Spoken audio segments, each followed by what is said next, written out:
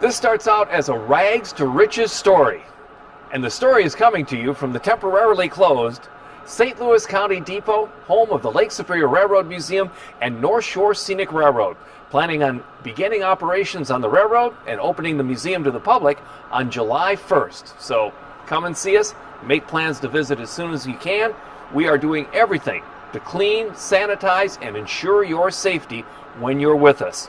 Our protocols will be mentioned on our website, so you know in advance what to expect. Today we're going to talk about that rags to riches guy, Henry Oliver. Haven't heard of him? Well, it all begins when he immigrates to the United States from Ireland in 1840. And he gets into the nuts and bolts business with a couple of other people, including his brother. And after the Civil War, business explodes. So much so that by 1888, they are the fourth largest iron and steel company in America, now called the Oliver Iron and Steel Company. Now, what do you need to be the fourth largest manufacturer of steel and iron? You need iron ore.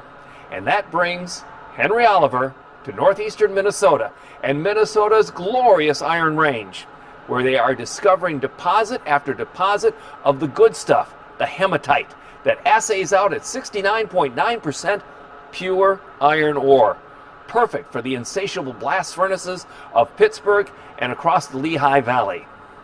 So, in 1890, he buys his first mine from the Oliver Mining Company, which has just been formed, and he buys it from the Merritt family of Duluth, the 7 iron men who discovered the Mesabi Iron Range. In 1894, he sells out to half of the interest to Carnegie that will later become U.S. Steel. But the Oliver Mining Company has been formed, and at the peak is running 128 mines across northeastern Minnesota. 65 is the mine count for the nearest competitor, and they have 10,000 immigrant employees, of which company records show only 300 could speak English. They were immigrants just like Oliver. The Oliver Mining Company is huge.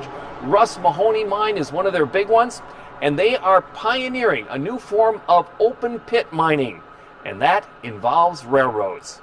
And that eventually involves this engine right here. Oliver Mining Company is pioneering the use of railroads in their mining operation in northeastern Minnesota. And like all railroads, they were looking to dieselize right after World War II. In fact, they actually started before the war and got in on one of the first purchases of diesel-electric locomotives. The Alco Company, American Locomotive Works, started building diesels like this one, the HH1000, in 1939. And in 1940, Oliver Mining bought 7. They only made 34 of this model in total, and 7 of them came to northeastern Minnesota, starting with this one, the number 900.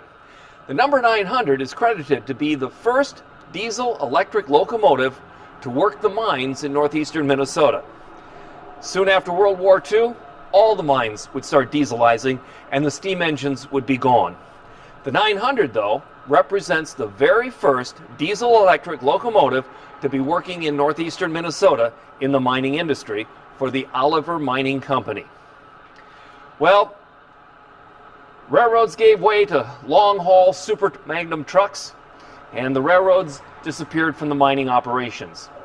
The engine was sold to the Marine Iron and Shipbuilding Company here in Duluth, where they used it as a standby generator in their shops on the Duluth waterfront. In 1974, with the help of U.S. Steel, they donated it to the Lake Superior Railroad Museum and painted it back in its original livery. It is a model HH1000.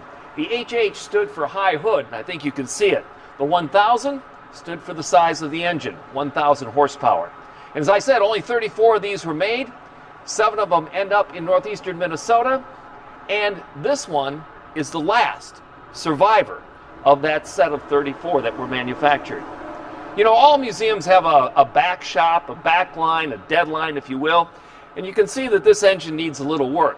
It was donated in working condition, but you know, one of the truisms of railroad preservation, to keep it working, you got to use it. And for a time before we had the North Shore Scenic Railroad, we didn't have need for an engine, and it sat too long. It's a restoration for a future time. In the meantime, though, Most museums either collect the first of something or the very last of something. That's what makes a good artifact, either the first or the last survivor. This is both.